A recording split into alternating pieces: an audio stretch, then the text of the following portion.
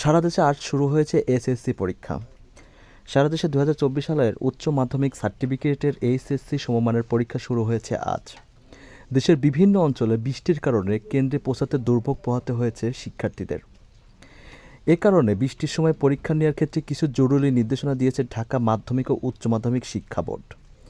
রোববার 30শে জুন ঢাকা শিক্ষা বোর্ডের পরীক্ষা নিয়ন্ত্রণের অধ্যাপক মোহাম্মদ আবুল বাশার বলেন, জরুরি বিজ্ঞপ্তি ও নির্দেশনা দিয়েছেন। এতে বলা হয়েছে, আবহাওয়া অধিদপ্তর সূত্রে জানা যায় যে আগামী কয়েকদিন প্রচুর বৃষ্টিপাতের সম্ভাবনা রয়েছে।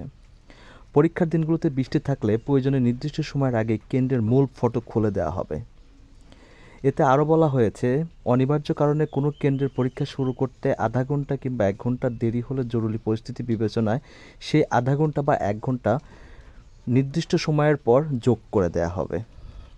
এদিকে এসএসসি পরীক্ষার প্রথম দিনে দেশের বিভিন্ন এলাকায় অধিকাংশ পরীক্ষার্থী বৃষ্টি এবং যানজটের কারণে দেরিতে পরীক্ষা কেন্দ্রে পৌঁছিয়েছে।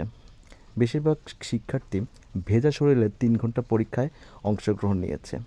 এতে শিক্ষার্থীরা অসুস্থ হয়ে পড়তে পারেন বলে উদ্বেগ জানিয়েছেন অভিভাবকেরা।